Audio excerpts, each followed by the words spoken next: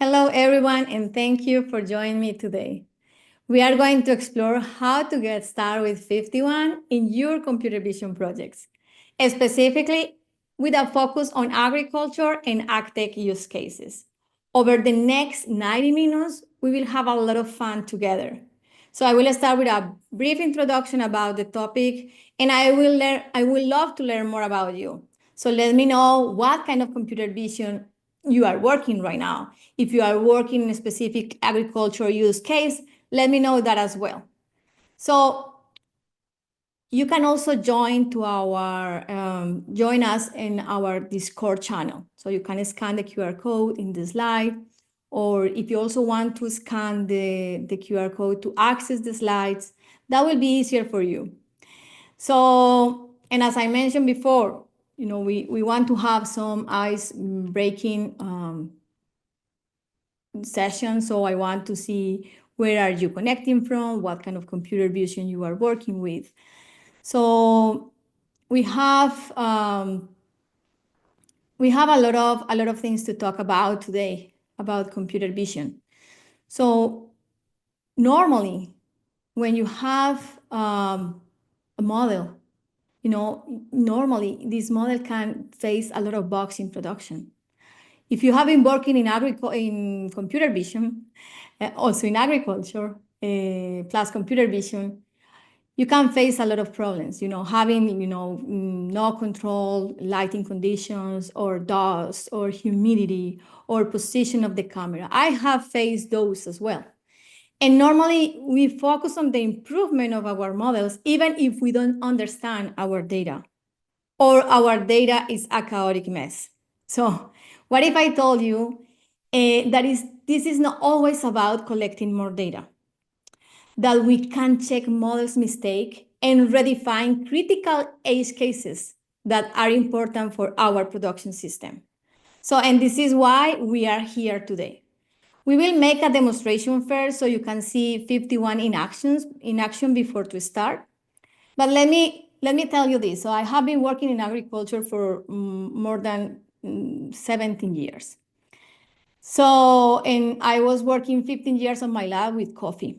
And I have been testing my coffee data set several times with different kind of tools. If I have the possibility to come back to the past and say, hey, I want to test, I want to find a better quality of my data set for improving my model performance, I will say yes, I'm going there. So in the past, I was working with multiple kind of training platforms and data set annotation tools as well. And the highest value of a score that I got from my computer vision models, that was instant segmentation model, was 70%. I want to show you today how you can move the needle and find better performance of your model if you just make some changes in the MLOps pipeline that you have. So I already have 90% of accuracy on my model using FiftyOne, and I want to share that with you. So we will use this coffee data set from Colombia's mountains. So I had the opportunity, and the honor to show this to the Voxel FiftyOne community and computer vision community in general last month. So this is a great and challenging data set. When we have instant segmentation, I have around 1,500 images with the 10% of images of the data set annotated. And the original format is COCO. And let me show you, what FiftyOne is and how FiftyOne can help you. So FiftyOne is an SDK and also an application. So with the SDK, you can programmatically inspect your data set. So as you can see here, we have metadata. This is the metadata in the left part of the application. We can see all the metadata. We can see timestamps, we can see tags, we can see labels as well. In the center, we can see the visualization of our data. I think that if I can go back to the past and say, hey, I want to see something better with my data set, I will prefer to see that just struggling with directory trees. Normally in agriculture, we have directory trees depending on the treatment, the protocol, the field, the farmer, timestamps. And sometimes those data sets are huge and difficult to navigate. Okay, I know, I remember that something happened with my sample, but I don't remember in which folder that is. And this is the best way. So FiftyOne help us to navigate our data sets with the metadata that we have. And finally, we are having like an unstructured data where we can add multiple kind of metadata. In agriculture, this is really, really important. So imagine that you have soil moisture information, humidity, you have pH, you have solar radiation, and you need to include that metadata to your samples. That is something that you can achieve with FiftyOne. So it's not just visualized data. So here we have a mix in between raw data and ground truth information. So for example, I can navigate my data set in the category labels that I have in my ground truth information. I can see that I have immature, mature, over-mature, and semi-mature fruits. And I want to see just the images and samples with over-mature information on my data set. For sure, my data set is imbalanced, totally unbalanced. So and we have a few data in over-mature, with over-mature information. So, and what about, we can take a look and match. I want to see which images I have with immature information. Or I want to take a look and see what images I have semi-mature information. Or, we can explore multiple kind of things with FiftyOne.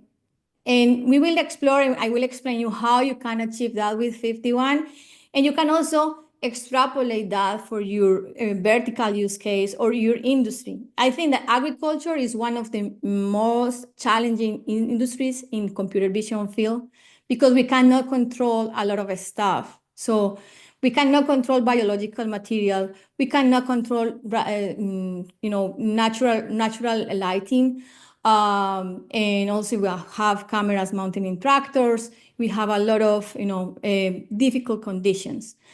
So in FiftyOne also you can calculate the uniqueness of the images. So for example, I can see here that in my whole data set, I want to see which images are the most unique ones. So I can see these, and maybe I can select these images for retrain my model. And we will talk about that later as well. So, and what if I told you that we can run models, the latest AI trends that we have in the field? We will talk about how we can run segment anything model too, and pre-annotate the data set and improve the data set quality for training. And we can also see embeddeds, how we can correlate embeddeds with uniqueness, how we can use that for helping us to select the most unique variables with pre-annotations and send that back to our training framework. And then we can also evaluate the model. So if we have two models, and this is really important for me because I can see the value and the benefit of FiftyOne in this specific model evaluation panel, where we can see that we have two models, that one model was not working well in the past. That was the previous one before I used FiftyOne. And I have the model two that it is the recommended model after this model evaluation panel is running my data set. And I also can see the predictions. So I can see the predictions in the model one and the model two.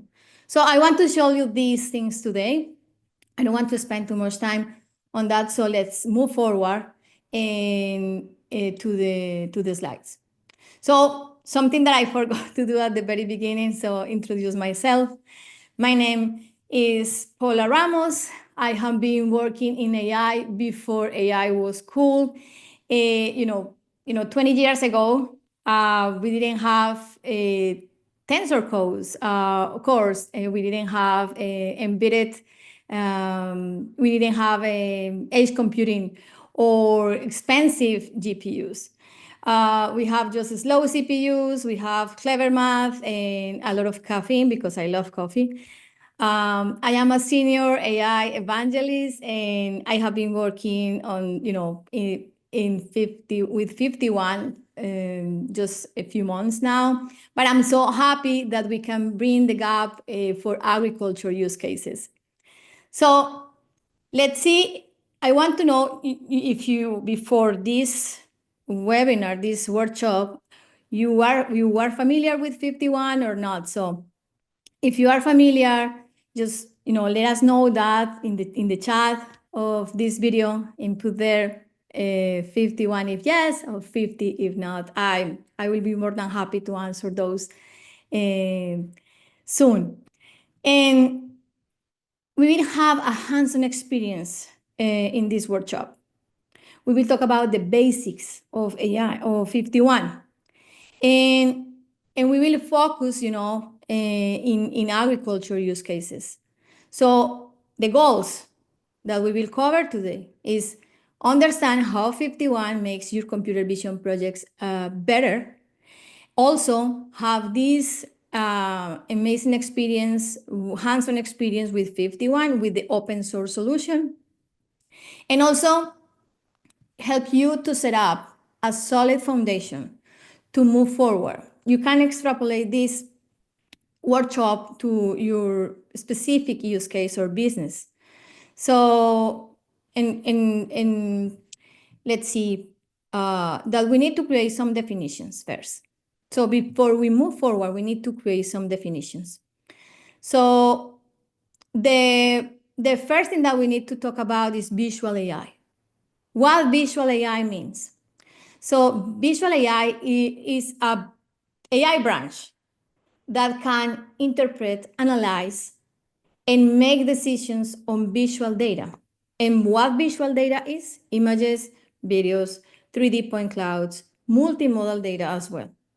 So in the past 3-4 years, we have been part of the AI text revolution.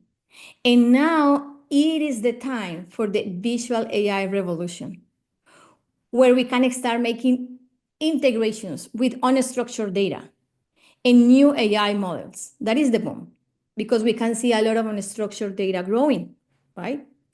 But there is more to add in this next revolution in AI.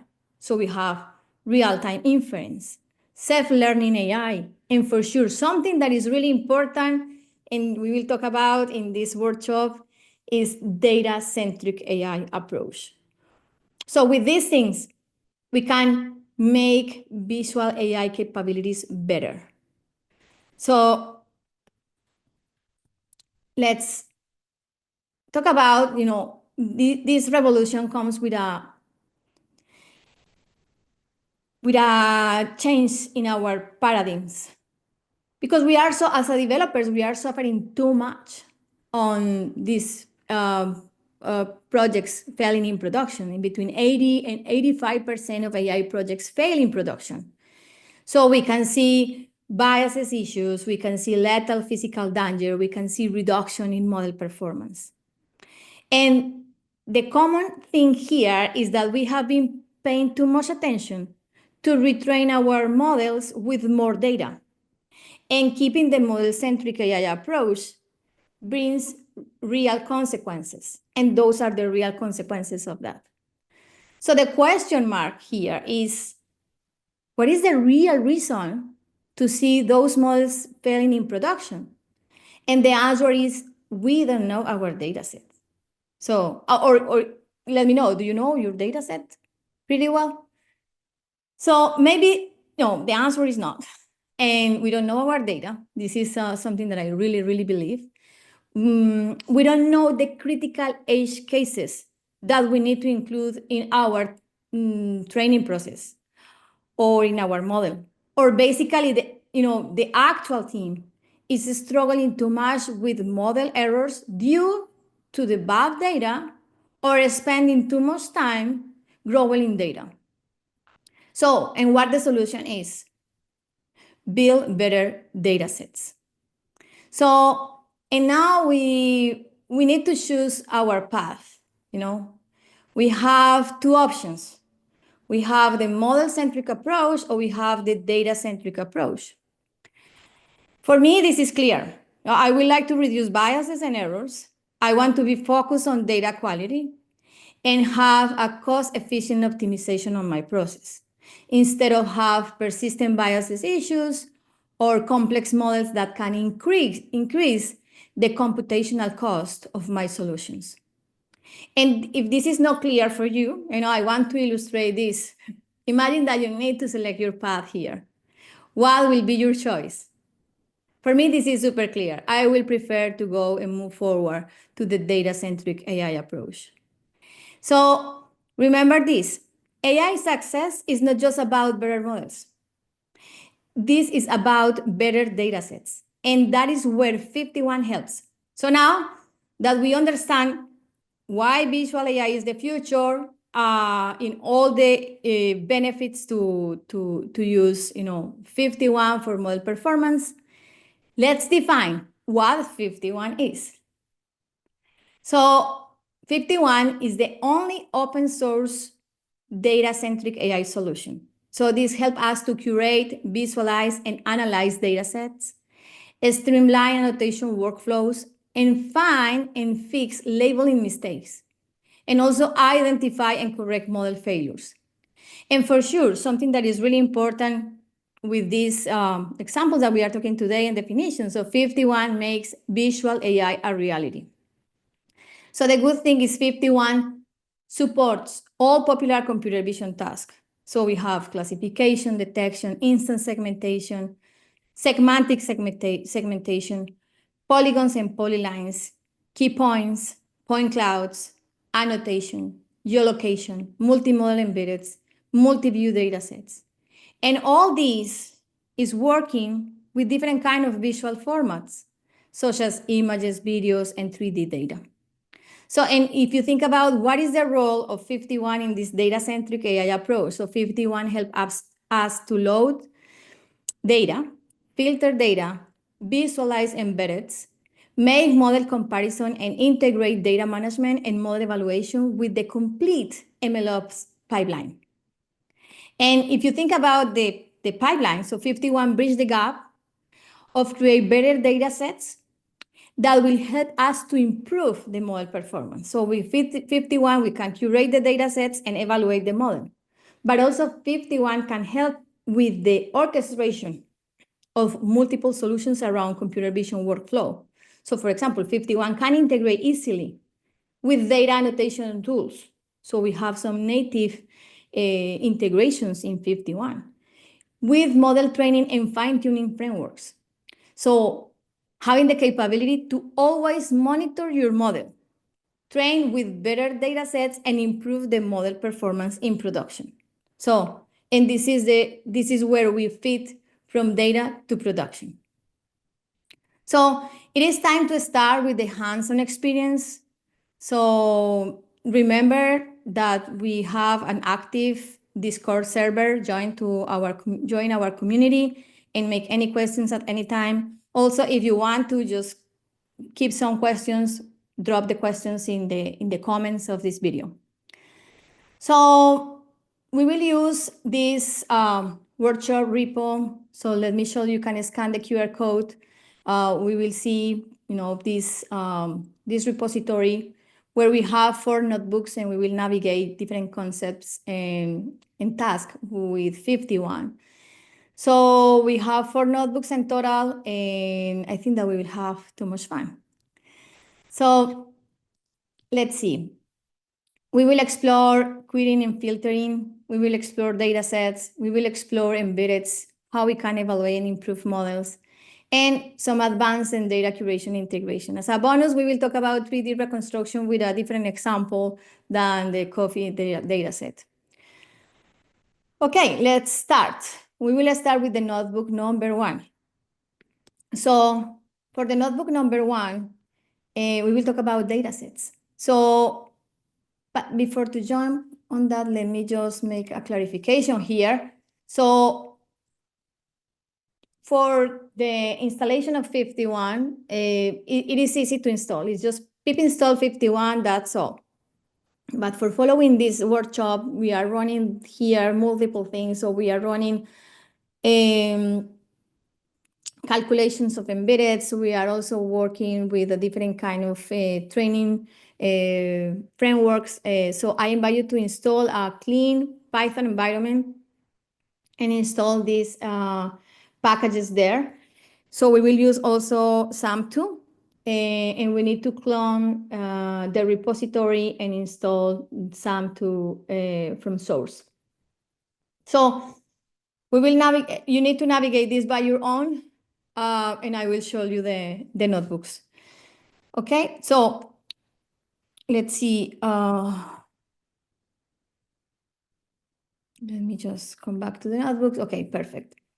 So the first thing that you need to do, is install FiftyOne, install all the packages. You know, it's as simple as pip install FiftyOne. I'm just commenting this because I already mentioned, so I have multiple packages. So let's think about the data set. We are supporting different kind of data sets, formats. And we have different ways to load data sets into FiftyOne. So the first thing that you need to do is you need to import FiftyOne as FO. So in my case, I'm using COCO detection. So I'm using COCO format. So, and I need to use a COCO detection dataset importer. But some cases also I can just load datasets coming from my Hugging Face dataset hub. And I'm also using Hugging Face, the integration that we have with FiftyOne. So how this is working, so I have my dataset in my own Hugging Face dataset hub, and I'm calling that dataset from there. You know, I just using the integration with Hugging Face, load from hub, and just calling the name of my dataset hub. I can make persistent dataset. That means that even if I turn off my computer, if I start again, the dataset will be there. And overwrite for sure means that if I want to just load this again from scratch, that will be overwriting. Normally and by default, this is false. So if I already have dataset on my disk, I can load the dataset just calling the name of the dataset that I have. In this case is coffee FO 51. And I can just load dataset. And because I already have the dataset there, I can make that. But imagine that you have your own data set in your disk, that this is maybe the thing that we can see in all of all of your cases. So you have the directory with the data set. You know the type, the format, so you need to include the format there as well. And you need to define where the images are or videos, so with the data path. And also you need to include the labels as well with one single JSON file. In this case, for the COCO format. And I also need to define labels types, that in this case is segmentation, and also label field, that is categories, the name, and also the overwrite information. So I will keep this commented, but this is the way that you can load the dataset from your local machine. So it's dataset from dir directory, right? Okay, I'm loading this so I can see that I have my dataset is here, 1,593 images, and I can inspect my dataset and see what that means. So I'm just printing out my data set. I can see the number of images, the name, the media type is image, and I can see all the information of sample fields. So the ID, file path, metadata, categories, category segmentation, that is something that I add in my round through the information. And in this case, I have a uniqueness index because I already, previously of this workshop, I already prepared this data set for that. We can also print out some specific samples. So I can use dataset that last or dataset that first to see the first and the last sample on my dataset. So in this case, I can see the sample, I can see all the fields in the sample, and I can see that I don't have labels in this sample. So I needed to find a specific sample with information of, instant segmentation. And that is what I made here just for our purposes, right? To see, how this is working. So I just create this sample equals a data set and the identifier of the sample and print that out. And I can see that I have category segmentation detections and label immature. And I can see also the bounding boxes. And I also can see the uniqueness value of that. I can open this up and see, you know, the whole information of this image with also the mask, the segmentation portion as an array. So this is great, right? Let's come back to the slide. So I will explain you something. So as we mentioned before, FiftyOne has two ways to work. We have the SDK and we have the application.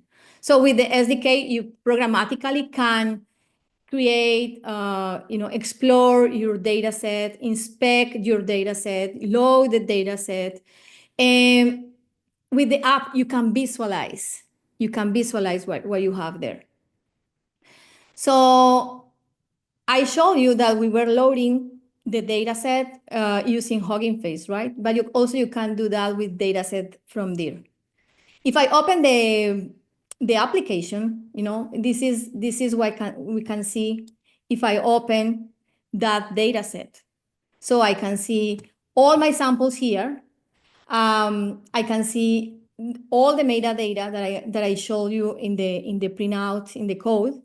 I can also explore, you know, labels here as, you know, immature, mature, and just, you know, in this case, just the immature images will be here. So this is a visualization. If I need to filter this programmatically and use this subset, I need to make something in the SDK, and I will show you that right now. So, you know, it's a simple exploration. I also can, you know, maybe, you know, double click here, for example, and explore just one single sample and see, you know, how this information is coming. This is the round truth information, the annotation that I made over the data set. And okay, let's move forward to the next. So, you know, and I think that we were talking about the SDK in the application, right? So you can programmatically add value to the metadata to your data set. You can visualize in the app.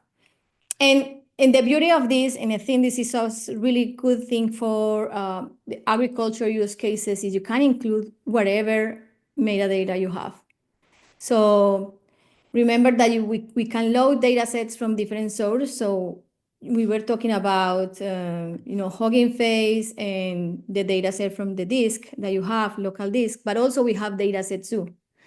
So we can load data set from different sources. And you need to take a look of the data sets too, because we have a dozen of benchmark data sets that you can integrate, you know, with your pipeline. So now this is clear right now, and we need to understand how FiftyOne is working and what is the architecture of FiftyOne. So we can understand the FiftyOne architecture as client-server structure. In the backend, we have data set storage, we have indexing, and we have queries. In the front end, we have visualization environment and user interaction. And this is really important as well, right? When we have, and moving forward, you know, you saw the app that I showed you. In the left part, we have the metadata, and also the information we want to attach, like, labels, timestamps, and bits. We support different kind of visual AI data. And as I mentioned before, different kind of metadata. If you want to take a look of, what kind of data sets FiftyOne support, I invite you to visit the documentation. It's really good. The documentation is really good. We have a great documentation. You can take a look of the user guide, where we have using data sets, and you can see, what kind of data sets we have, what is the meaning of, samples, fields, labels, embedded. We have a great documentation. So I'm so proud that the team make this documentation. So Coming back to this, so we have, so we need to take a deeper look on the data management structure that FiftyOne has. So, and we can see sample metadata as file paths, dimension, and properties. Annotation labels, we have bounding boxes, segmentation masks, classification labels, just an example. And we have embeddeds and features as well, where we have embeddeds for similarity and other feature vectors with the model of your preference. And also we have model predictions, like outputs of the model and evaluation metrics. So I always say that FiftyOne can manage different kind of data sets, raw data set, ground truth information, and predictions. And FiftyOne, with this data management structure, could help us to navigate different kind of momentus in computer vision workflow for the pre-inspection of the data set, the annotation process as well, and the evaluation and the predictions to see if the model in production is good enough. So imagine that we have a data set, that the data set is a table with rows and columns. So the data set is the collection of images, videos, or point clouds that we have. That is the foundation of that. So each sample is a row in the table, and the field that we have here on top is the column, is the information that we have about the sample. We could have timestamp, we could have embeddeds, we could have sensor information, and you already saw that in the app, and also in the SDK. But to be clear that this message is super clear for us, let me just remind you that we print this out. We could see here samples, fields in the samples, and also we can see the data set, right? But to be more conscious about what we have, imagine that we have this sample where we can inspect also the labels and also the bounding boxes and the mask. So you can see here that we have the sample, we have the fields. In one of the fields, we have category segmentations. We have category segmentation detections label, where the label is, immature in this case. We have category segmentation detections bounding boxes or bounding box, where the bounding box is, and the same for mask, where the semantic mask is this defined per instance. This is per instance, and this is really, really powerful. We are not talking about semantic segmentation. Semantic segmentation is one single object. We are talking about multiple objects. We have a combination in between detection and segmentation with instance segmentation. So let's move forward. We will use the same notebook to see curing and filtering concept.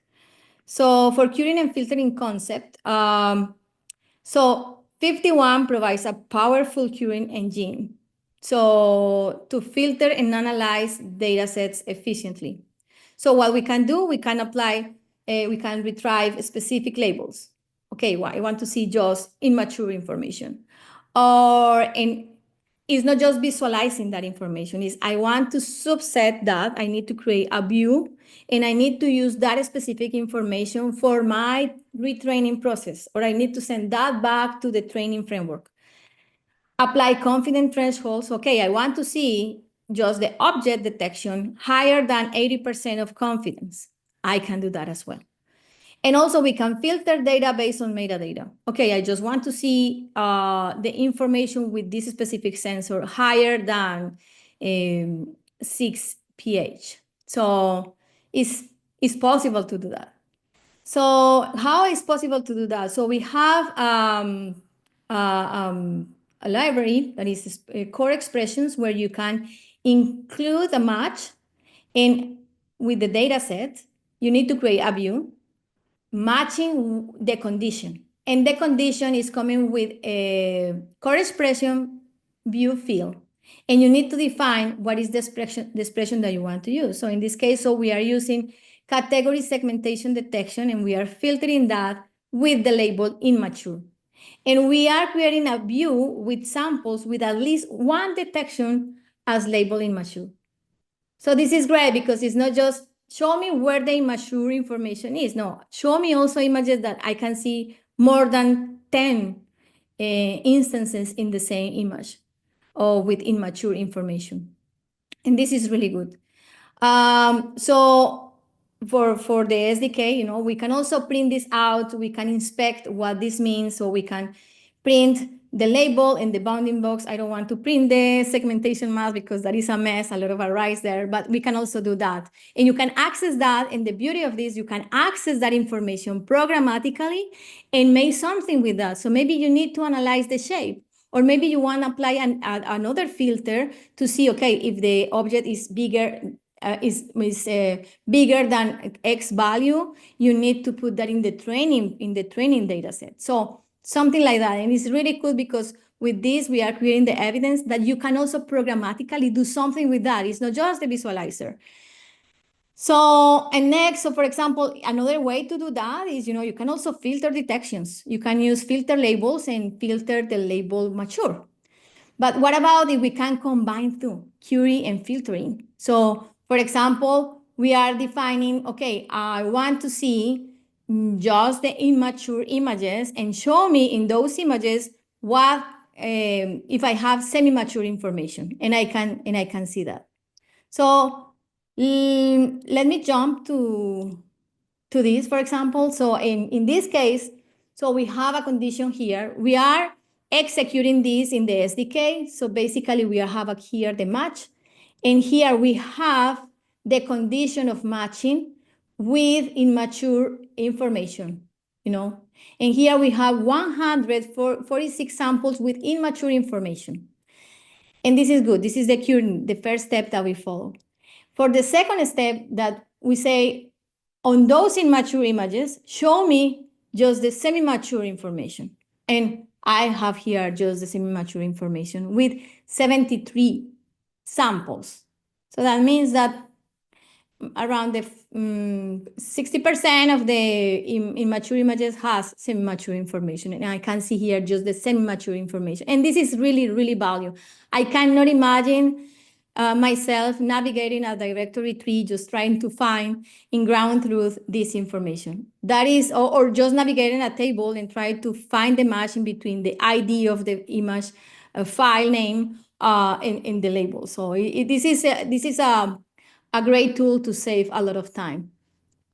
So let's move forward to this. So we already talked about that, curating data with core expressions, or filtering data, So how to manipulate data in FiftyOne? How to manage data in FiftyOne? We have two ways to do that. To do that, we have curating and filtering. So curating is used to retrieve specific samples that match with a condition in the entire data set. And filtering is used to refine an existing dataset view. So I already execute the querying, and then I need to find a specific match. I need to remove unwanted samples, or I need to refine my querying with this filtering process. So we have two ways, and querying is searching across the entire dataset, and filtering is operating in the specific subset. And here we need to have a clear definition of this. So we have a data management in FiftyOne, where you can see the data set, the biggest instance that we have, the original data set with all data. So the second thing is the view, is what I want to create that match with my my search. So, this is temporally, this is filtering, but if you want to use this to send that back to your training framework, you need to clone that. You need to create an independent dataset copy of that view. And you can also clone the whole dataset. But for making the view usable, you need to clone the view in a new dataset. So, and and this is the reason why we are talking about clone to export. So I need to create a new data set that basically is a clone of the view, the filtering view that I have. And I can print this and make the exploration of this new data set and export directory, and then export the new data set to the export directory.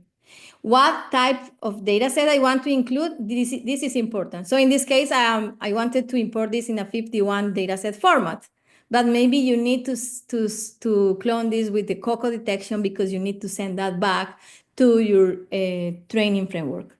And that is correct. That is good as well. So let me jump to this. Yes, let me show you something really cool.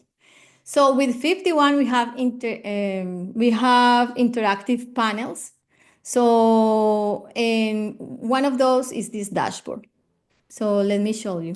I open this dashboard, and basically what I can do here is make an statistical analysis on my data set. So let me jump and create here, say, fruits, coffee fruits. I want to use the category label, the category segmentation detection labels as the category field. I want to order that alphabetically, it's okay. I don't want to update this with the view change. I just want to keep this in the whole data set. And I want to create this plot. So I can see the plot here, but what is going on with this, icon here? I can split and see the interactive panel here, and also I can check, for example, I can click here and see mature fruits. Basically I'm running filtering with this dashboard. Or I can go to this one to over mature fruit and see just the over mature fruits, that I have there, and semi-mature fruits and immature fruits. Okay, now that we have this information, I want you to maybe make up a little quiz. Which is the maturation state with less counts in the dashboard? So just answer that question in the chat, put that in the comments. Okay, now let's move forward to the next topic. That is 51 brain. So we will use in 51 brain, we will still use in notebook number 1. And let's move forward and let's make an explanation first to jump to the notebook. We'll explore embeddings, similarity, and uniqueness. So what that means? So first of all, we need to position what are embeddings. So when you have a data set, normally what we are doing or we were doing in the past, so we need to calculate feature vectors. So basically, embeddings are those numerical vectors.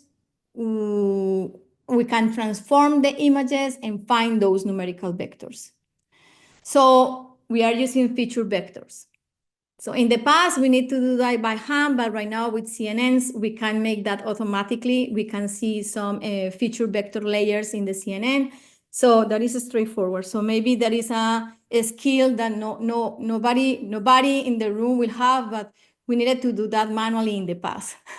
So, and then we need to reduce the dimensionality. What that means? So we need to run a specific algorithm to reduce the dimensions on that embedded vector, because the embedded vector could be huge and we cannot understand the relations between some specific metadata or some specific classes or so. So we basically, with dimensionality reduction, we are reducing dimensions while preserving relationships. And finally, with that dimensionality reduction, we can visualize and cluster. That means that we can group and visualize similar images. So basically that is, the way that we can visualize embeddeds right now, how we can have the image and have insight transformation with that image to understand that better. And this is a really good feature that FiftyOne has because it's not just calculated embedded. So we have a huge amount of algorithms that help us to understand the interaction with the samples and the data set. The samples and the labels, how those, or also understand mistakes of the models or model failures. And this is one of the core features that we have in FiftyOne, and it's called FiftyOne Brain. So we can visualize embeddeds, we can create similarity index and find in similar images. We can analyze leaky splits. We can find duplicity. We can find exact duplicity, and we can also measure the uniqueness on our data set. So let's move forward to the notebook. So we have indexing images by uniqueness. So I already showed you what FiftyOne Brain is. In software speaking, we have FiftyOne Brain as a package that provides a collection of algorithms that help us to gain insights in our data set. So that is a definition, official definition of FiftyOne Brain. So let's use compute uniqueness. So you don't need to know how you need to calculate embeddeds. You don't need to know how you need to reduce the dimensionality. So FiftyOne is doing this for you. So compute uniqueness is calculating the embeddeds behind scenes and also making the calculation of the index behind scenes. The unique thing that you need to do is import FiftyOne Brain and call the compute uniqueness function. That's all. So if you want to apply the uniqueness to the whole data set, you need to just add a data set as an argument. If you want to include just the view that you have, you can also include just the view. So, and basically in this case, I already applied compute uniqueness to the whole data set. And I have, compute the embeddeds, compute the uniqueness, and generating the index of those embeddeds. And the index is complete.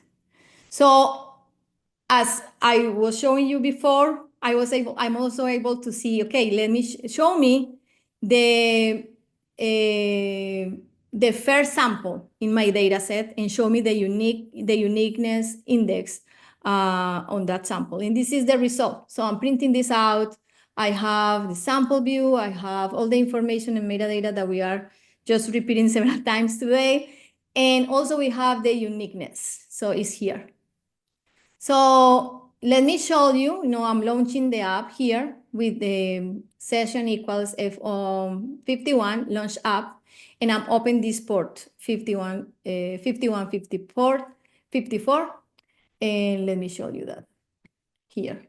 So basically here I have the uniqueness. So you can see right now I'm also sorted by the uniqueness. So it's not in the order that the data set is with the IDs of samples. Already we are sorting this from the most unique sample to the less unique sample. So 1 means that this is the most unique sample in my data set. So what if I told you that we can take maybe the 100 most unique samples and send that back to the training? First, annotation process, annotate those images and send that back to the training framework. We will win a lot of insights with those 100 images. I think that we can gain more insights than just selecting this with an normal and classical active learning algorithm. So, and I say that because I have the experience. So I have trained models with active learning algorithms, and I haven't seen the same results that I can see with this uniqueness process. So let me come back to the slide. So we have compute uniqueness. So we're basically, I already showed you the uniqueness part of that. We have the data set. I open the session with this view, the view of the uniqueness, and I already sorting this from the most unique sample to the less unique samples. This is what I'm doing here. So let me come back to the notebook. So we can also have some embedded methods, embeddeds.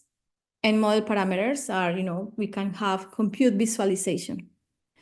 And compute visualization can work also, is working with embeddeds.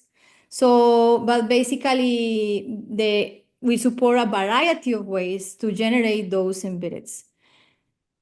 Providing nothing, so that means that we don't need to provide a model to run the embeddeds. That means that FiftyOne needs to assign a default or general purpose model behind scenes, and you can still just having the results of your embeddeds with compute visualization.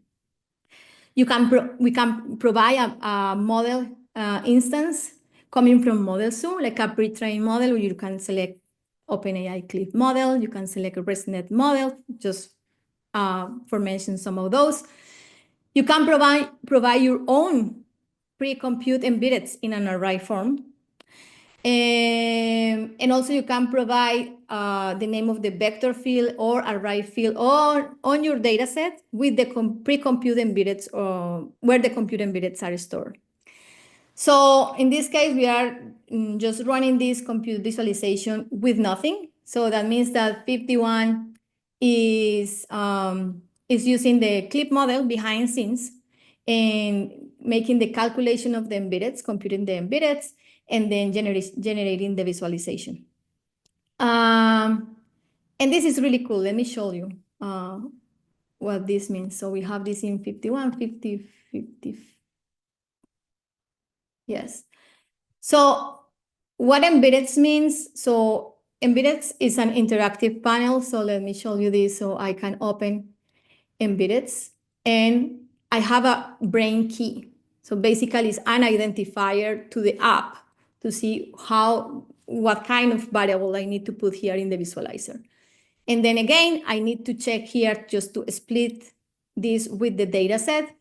And okay, what is going on with this? So let me see if I can take a look of these images. Okay, this is a particular use case, edge case that maybe I need to include in my data set, or this one as well. So I can take a look of, for example, this is something that is pretty common in agricultural environments where you have saturations, natural light saturation and shadows in the backend.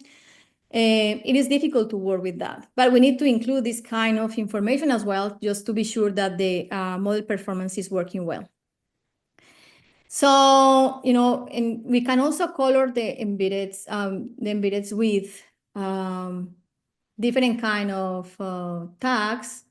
Let's see if we can color this by uniqueness. So, and we can see how unique those samples are, right?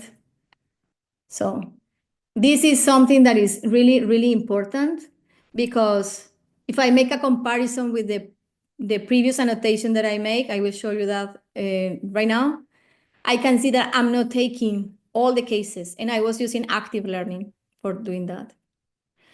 So let me just keep these embeddeds as this, just uncolor it.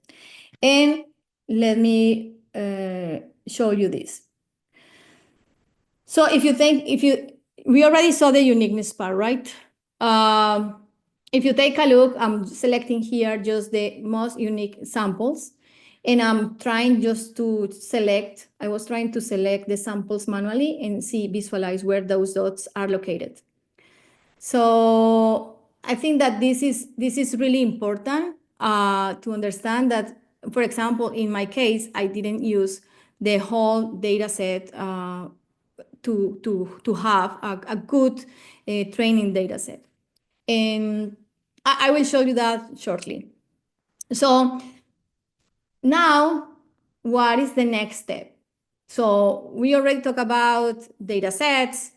We already talked about curating and filtering. We are talking about embeddeds.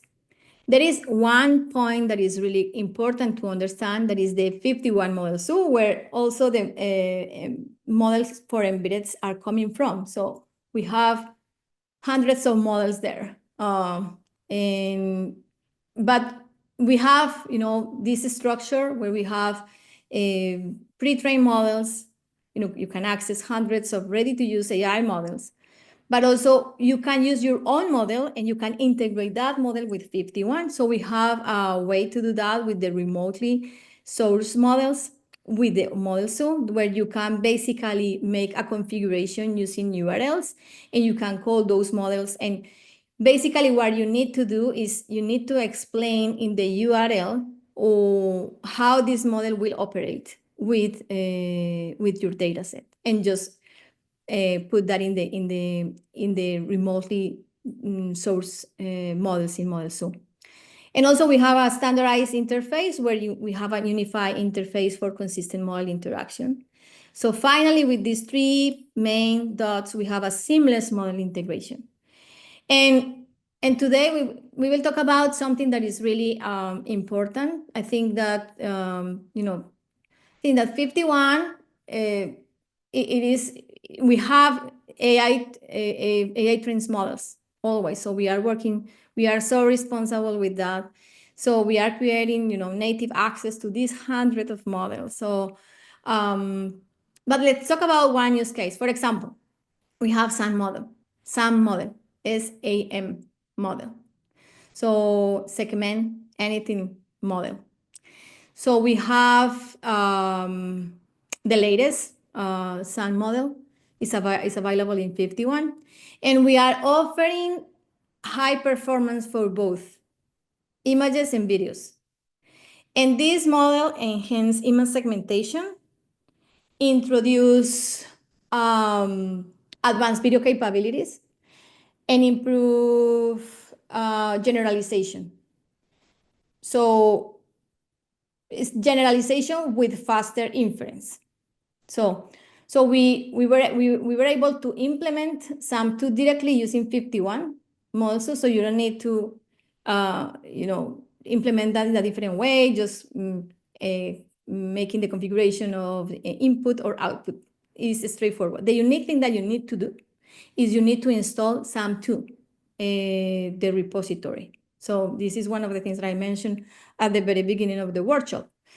So what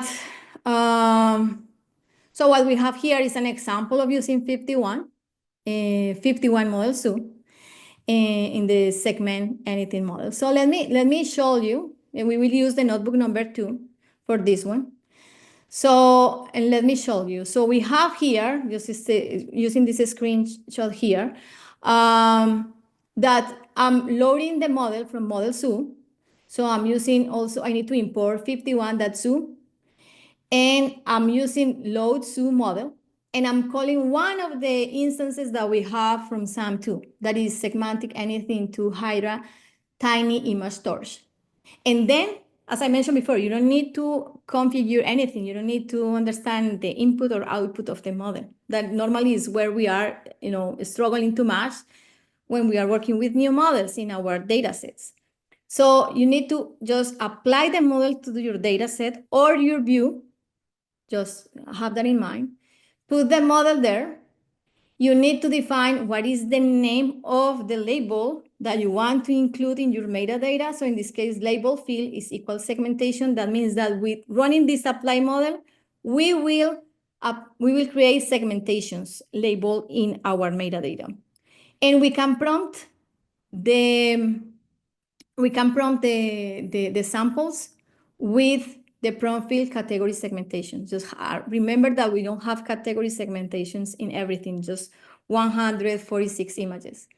So, and you can see here, if I print dataset out after running this, that I can see segmentations as the same type field that category segmentations. So let me jump to the notebook, and you can take a look of this, what I'm talking about. So basically, I need, apply SAM2 and apply the model, label segmentations, and I can visualize the result. That basically is what I showed you, right? But if I jump to the application here, I can see segmentations here. This is segmentations. And I'm selecting just 100 images. So in this case, I have just 100 images. It's okay. So I have segmentations here. So you can see that I'm just removing this. Okay, that I can see those segmentations in the same images that I have the ground truth information. Okay, so the potential with SAM2 is we can pre-annotate our data set and we can save a lot of time. So, and let me jump on that. So what is the workflow that we have in FiftyOne? So basically you apply the SAM2 model as I showed you, right? You generate the mask prediction. So you generate the mask prediction in the instance segmentation with the bounding box and the mask, and you visualize the results. So with SAM2, you need that is instance segmentation or segmentation. So you need to understand that the bounding box is matching with one specific mask, and we will see that in the code. So what happened? I cannot run this in the whole data set. So I'm just running this in the ground truth information. So in the 146 images that I have. But I need right now to run, for pre-annotation, I need to run SAM2 in some images that I need to select properly. And we need to use something that we already know in this workshop. So we have the pre-annotation, and we can prompt the data set with SAM2. And then, maybe we have some mistakes on those annotations. We need to polish the annotations, and maybe we have a native integration with CVAT, that is a data annotation tool. So, and then we can send that back to the model training and train the model there with the new data set. That is the flow. So what if I told you, when we run these embeddeds, I was able to identify that the data set that I select with active learning was not taking every single case that I have on my data set. So these are the dots that I was selecting in my annotation process with active learning.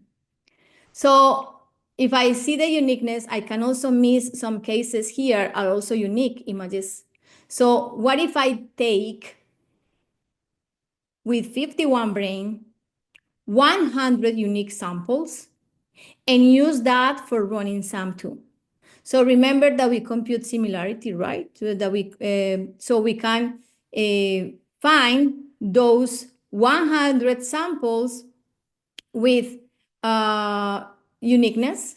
We compute similarity, data set, brain key, and find unique 100 images. So basically, we are doing a matching between compute similarity and uniqueness. Okay, now with that, we can apply the model not just to the whole data set. We can apply the model just to a portion of the data set, that is these 100 images, where we can use something that is called auto. So we don't need to use the ground truth information. We need to prompt those 100 images. So what is the challenge here? So we have unique view apply model, and we need to use the model that we already have. We will mention that is SAM2, and label field is auto. When we run this, I can see just auto labels.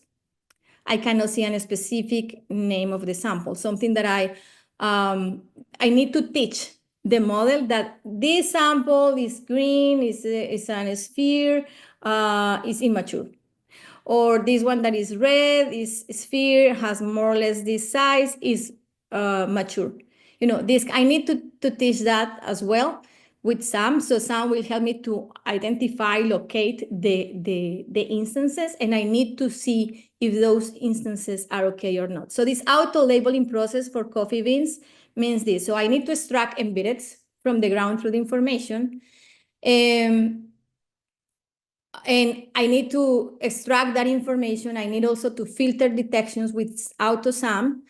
I need to apply size, shape, and position filters, and assign labels. How can I assign labels? So I need to use Cosine Similarity for label assignment. And this is something that I'm doing as well in the notebook. So after I apply those filters, so this is the normal auto process. You can see that we have some outliners in the main branch. We have huge labels as well, like this leaf. And after I apply those filters, I was able to reduce the complexity of that, but that is not perfect. But I think that with this, we are in a good stage to send this back to the data annotation tool and polish that there. So let me jump to the notebook. I will show you. This is something that I already showed you in the deck. We are calculating the uniqueness on images, in the same unique images, the 100 images that we have in the data set. And then, let me just show you these assign labels to auto labeling. So basically here, I am creating a polish auto field in my data set where I have this unique view, and I am processing here, defining the pre-processing for bounding boxes. So I need to extract the image paths corresponding to a bounding box. I need to compute embeddeds to understand and assign labels. And I need to, because I'm creating a matrix with the intersection over union to make the comparison to assign labels. I'm doing that as well. So the first thing that we need to do is we need to extract the ground truth information for the whole data set. So, just for the ground truth information, is not the whole data set. So we are calculating the embeddeds of that. And then we are filtering the auto-generated bounding boxes. So basically what we are doing here is we are just trying to find circular and elliptical forms that are in the center of the branch. More or less, they have one shape index. So we are applying that as well there. So, after that, we can say, okay, we can send this back to CVAT, for example. So let me show you. We are exporting that information. So we are exporting that information to the local machines. But also, optionally, you can send those images back to CVAT for fixing annotations. And how that is running, as I mentioned before, we have a native connection with CVAT. And this is fantastic. This is really good. And the thing that you need to do is you need to select, in this case, it's just an example, 5 images. And when you call this .annotate, this will send this back directly to CVAT. And you need to have for sure the credentials to access CVAT. So you need to have your username and your password here, and also the URL. So when you have this, include this information in the .annotate, you can send that information back to CVAT and make a polishment process there. Okay, so we will see that in action in a minute. So we have here the 100 unique samples, and we send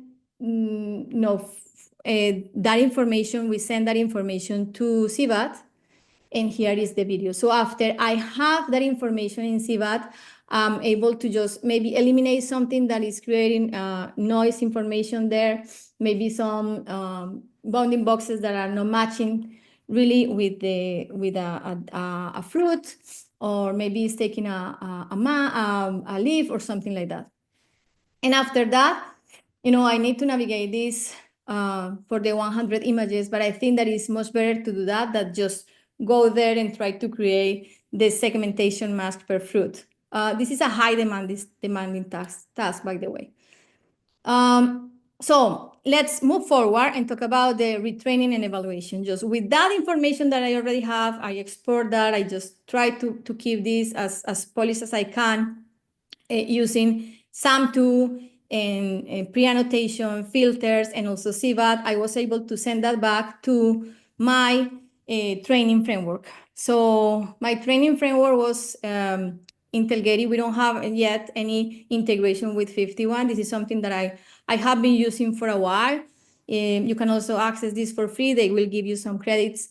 And the models are there. So my previous models are there. So for that reason, I was using this app as well. So I was able to use those 100 images, add those 100 images to my training data set. And I already create a mask RCNN model with ResNet 50 in the backbone. And when I have these 146 images annotated, I got 57% of accuracy.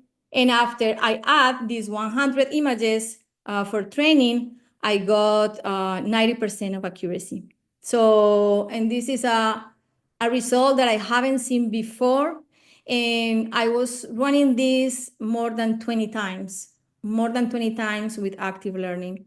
But when I run this just one time with the unique index, I was able to see a real impact in the model performance. And this is something that you need to have clear also in your pipeline. If you want to improve the model performance, you cannot make the same that you are doing. So you need to change something. And the best change that you can do so far is increase the data quality.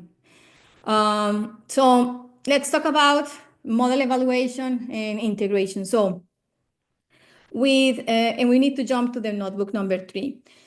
So with FiftyOne, we have the capability to run a model evaluation panel. So let me show you that. I think yes, it's here. So basically, we have a model evaluation panel that I can take a look of the false positives, true positives, and I also can, maybe click here and show me the false positives and show me where this is failing. I can take a look of that, or I can also explore the confidence or accuracy, or we can also see metric performance. So where my model 2 is orange and model 1 is blue. So I can see, for example, the average confidence is much better for the model 2, same that IOU threshold and precision and F1 score. So we can see also class performance. So we can see how this is working on precision per class. We can see that the model 2 is totally failing with over mature. We need to take a look of those images and see what is going on. So in this case, for example, over mature is one of the critical classes that we have in the data set. And we need to include more data with those classes because we have unbalanced data set on that. So in that case, it's a real need to put more information about that because we don't have a lot in different conditions. So that also helps us to identify these kind of things. So, and also we can see confusion metrics for the two models. So and also it's totally interactive. So you can go here and see, in the diagonal, let's see if we can see mature, that the model is also detecting mature, or we can also see some of the errors of the model here, for example. And we can identify where the errors are coming, what kind of images are. Maybe we have blurry images that we need also to include in the data set, because we cannot control these kind of things. Even we need to consider critical edge cases. But as you can see, we can see a great model evaluation panel where we can compare models, we can make decisions before sending these models to production. And let's move forward. So as I mentioned before, so for me, it is clear that I want to move for the data-centric AI approach. I can see the benefit and the impact on my model. And so we have two options with FiftyOne. And we are talking today about FiftyOne open source that basically is created to have one single user focus, individual experimentation, so you can use your local data information to be digested in FiftyOne. But also we have the FiftyOne Enterprise, that we have multiple user collaboration that you can connect with your cloud system. We can also provide MLOps orchestration, straightforward. And you can also manage billions of samples. So we have integration with cloud where you have billions of samples, and it is possible to manage that. And that is the enterprise. If you want to take a look of the enterprise solution, you can scan the QR code, try in your browser. It's possible to try in your browser. Book a demo if you are interested to do that. And if you are interested to use the open source, you can take a look of the documentation and go to the GitHub repo and give us a star if you see that this is value to your work and day by day. So how to integrate FiftyOne in your MLOps pipeline? This is, this is the view of open source, right? So we have multiple steps. We have model evaluation, model deployment, data curation, data storage, data annotation, model training. Basically, FiftyOne is working in model evaluation and data curation, but we have proper integrations for the rest of the MLOps task. So we have native integrations, but also we have a great documentation how you can use different kind of integration, even if those are non-native. You can take a look of that. So we are close to the end, and I will talk about complex data sets. I think that in agriculture, all the data sets are complex. So we don't have a way to define that we have an easy data set in agriculture. We have a lot of complexity. And one of the things that I think that is a real value for us is when we have information in the field, we have a geolocation metadata as well. And I think that FiftyOne has the proper interactive plot to work with and see how we can geolocate our data and see the model performance as well in those geolocations. And we will see an example. This is a part of the coffee example, 3D reconstruction. It's something that is also calling my attention too much because I also was working with 3D reconstruction for coffee. But in this case, I have one example with potato. So let me show you this demo. So basically what we have here is, so let me just rerun this plot.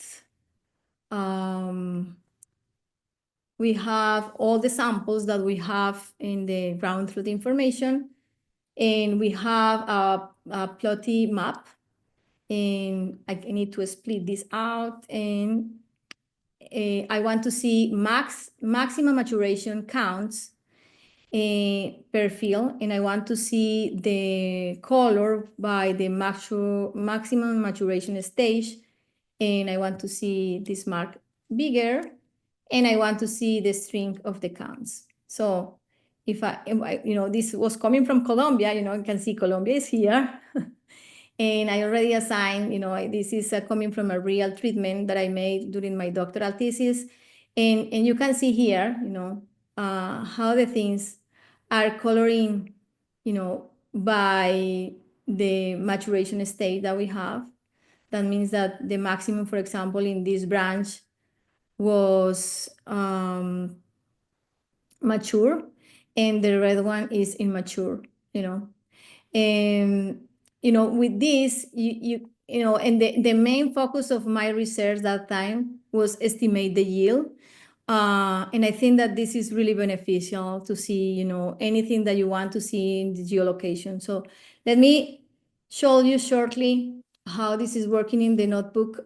So basically, you have the data set, but also you have the geolocation information. I have this in a CSV file with the 3 location per image. So I was able to include that information as a sample location. And I add this particular metadata that is called geolocation. So 51.geolocation with the longitude and latitude information, and just save the metadata per sample. With that, I was able to run a plugin. So where basically I'm just running 51 plugins download, and I can download those interactive plots with those plugins. We have a great engagement with the community, and we have a lot of people using those plugins and creating more plugins to the community. We have native plugins in 51, and we have some plugins coming from the open source community. So this one is coming from the open source community. I already installed the panel. And what I need to do is just jump in the application and see and explore that. If I want to have a specific view or explore this deeper I can also make that in the SDK. So, and finally, we also support, 3D information. You can take a look of this. Is the notebook 7 of another workshop that I made about anomaly detection, but this is related with potato. And you can take a look of this notebook, and this is the homework. Unfortunately, we don't have enough time to navigate this today, but you can also see, group images, for example. In this case, we have not just the image or not just the semantic segmentation mask where the abnormality of the potato is. We can also check the 3D point cloud for that potato. And this is great. So imagine what you can achieve if you have 3D information in the field, or LiDAR information as well. So wrapping up, so we have unified visual AI benefits with 51. So I just want to itemitize those. So we have time efficiency. For sure we have cost reduction because we reduce the dispenser, saving time and having a better data set quality.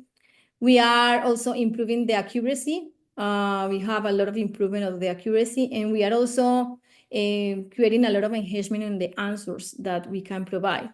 Finally, with those 4 points, we can have a coherent visual AI platform that was created by Voxel 51. So 51 is the name of the platform, and Voxel 51 is the company that created that. So we are the lead maintainers of the open source 51 toolset. So I'm so proud of this team that we are making visual AI a reality.